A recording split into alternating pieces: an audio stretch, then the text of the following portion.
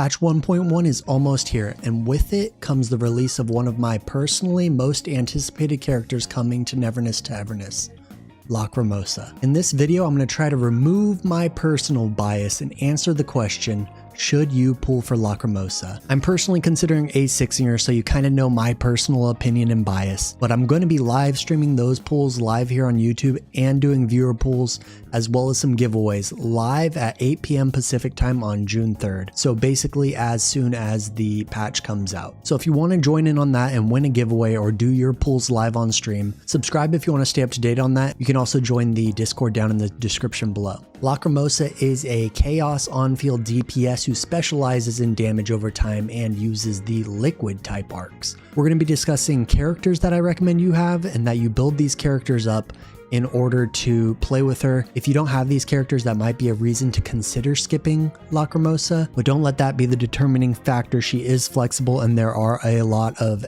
A-rank characters that you could use with her, so let's get right into those. So this little girl right here, she's the biggest character that I'd recommend that you have for Lacrimosa.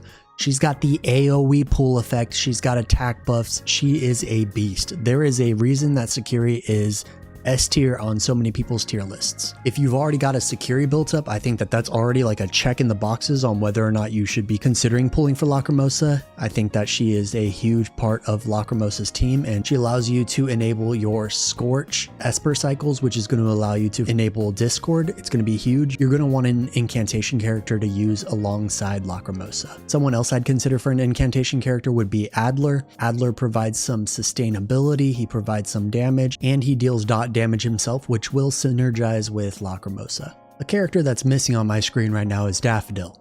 I have not pulled Daffodil. I am at 50 pulls on my standard banner. I still have a selector yet, and I've got materials to build Daffodil up, but I'm hoping that I'll hit Daffodil once I hit Pity on my standard banner. But if I don't hit Daffodil with my incoming pulls from 1.1 and the shop refresh, then I'm going to have to use my selector on Daffodil. Daffodil is almost a must in my opinion. She's going to destroy shields, she's going to deal damage of her own, and she's going to help you get off more of the chaos element with Scorch, as well as destroying the boss's break bar. So she's going to be huge in this team. I think that she's a beast and will be super useful with Lacrimosa. But a character that I do have and can show off is going to be Haniel.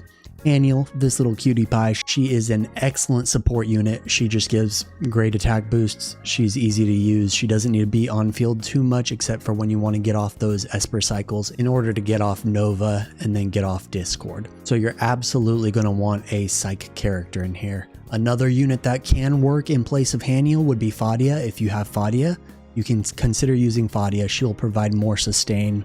It's a great thing, and ultimately you will want to be getting off these psych effects so that we could get Discord off. A little Scorch Nova combo is going to help us get off Discord, and it's going to be huge. We want to be doing that to shred these units' break bars and to deal more and more damage to the enemy. Some other units you can consider would be, for example, G1 for more grouping, and you could throw in Esper 0 for more cycles. You could go Lacrimosa Sakiri, G1, Esper 0 and just get off those cycles. You won't be able to get Discord off, but you will be able to get Hexed off, you will be able to get Scorch off, and you will be able to get Blossom off if you want to, but that wouldn't be a core focus in that kind of team. Now, not just talking about the units that work well with her, we have to talk about preference a little bit here. Damage over time units are kind of hit or miss for some people. Some people want to deal that damage themselves, get it all front loaded, and more of a non-Lee playstyle where you're just punching the enemy and dealing damage. Sure, she's got the Blossom procs coming in and dealing their own damage, but she's just punching away and dealing damage. Damage over time is a little bit of a slower payoff, but in my experience, when you're fighting high-level bosses, you've got your main damage dealer being Lacrimosa dealing chip damage while you're doubling up with that extra dot damage and all of the Esper cycle reactions. I think it's going to be super satisfying. Personally, in Honkai Star Rail, I was a Kafka main, so I do love me a damage over time character, but I think that that might be a determining factor for you in whether or not you want to use Lacrimosa and you would enjoy her playstyle. Aside from that, we've got her aesthetics, which for me, this is just a major pro. I think she's a super cute character. I think her skins look great, her Bond skin looks great, her Gacha skin looks great. There's only one that I'm a little bit nitpicky on, but that's a selling factor for me. If you're not a fan of the character's vibe and you don't like their aesthetic, I wouldn't recommend pulling for them anyways. Like, you got to enjoy the character that you're pulling for. Don't just play for the meta. But if you are playing for the meta, I think you have to take this into account. The game is going to change. We're going to get a new patch. There's going to be a new Beyond the Rails meta, etc, etc. The big thing here though is that we only have Daffodil as a Chaos user. Lacrimosa is going to be our only other Chaos user. Rumor has it that Shinku is going to replace her in the not so distant future, but Shinku is going to be more of a direct damage dealer in my opinion based on what I've seen of the character.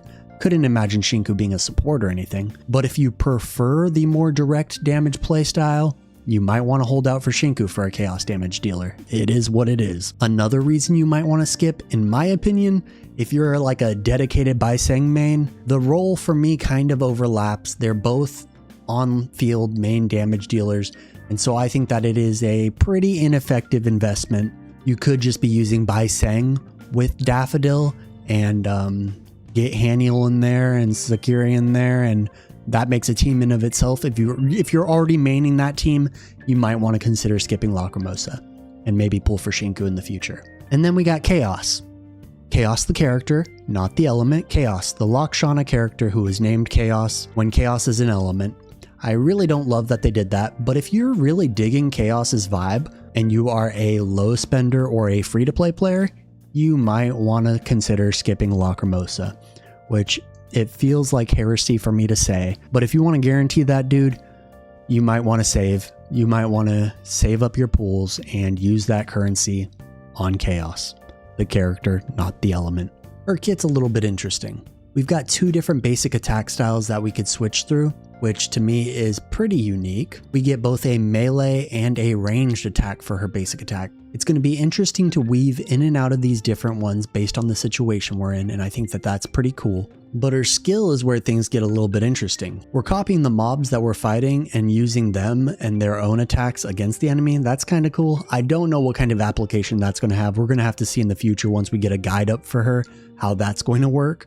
But it's interesting to copy the enemy. Some people like that. They want to go all Kakashi. They want to say, no, that's my skill, and snatch that and use that. So we'll see how that works.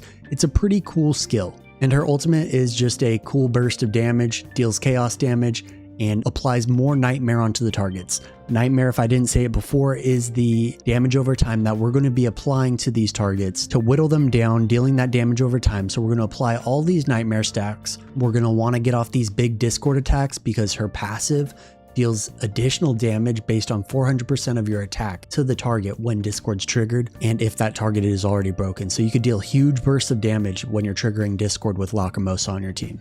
So I think that that's really cool. I think that her kit overall is going to be a pretty interesting one. I don't think it's as complicated as it might seem up front with all these different styles, so I am excited to bring a guide to you guys for our little tomato princess. And we've yet to see her open world traversal in game. I don't know if it's going to be game breaking. I highly doubt we're going to be able to fly around the map like a bat, which is disappointing. Our girl gets too sleepy when she flies too high, so I don't think that that will really be a determining factor in whether or not you should pull for her.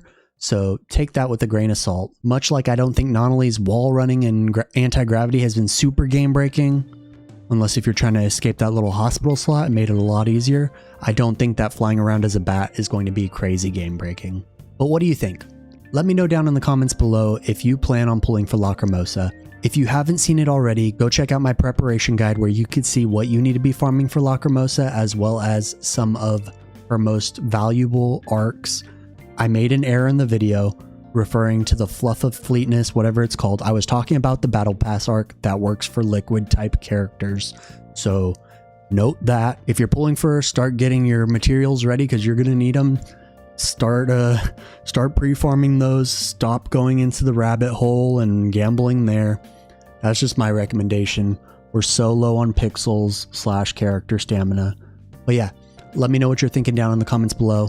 Like this video if you enjoyed it, it is greatly appreciated, and subscribe for future Neverness to Everness content. I hope you enjoyed this more chill video, hanging out with me, and I look forward to the 1.1 release. Come hang out with me on the live stream, join the giveaways, let's have a good time, and I will see you guys in my next video. Peace.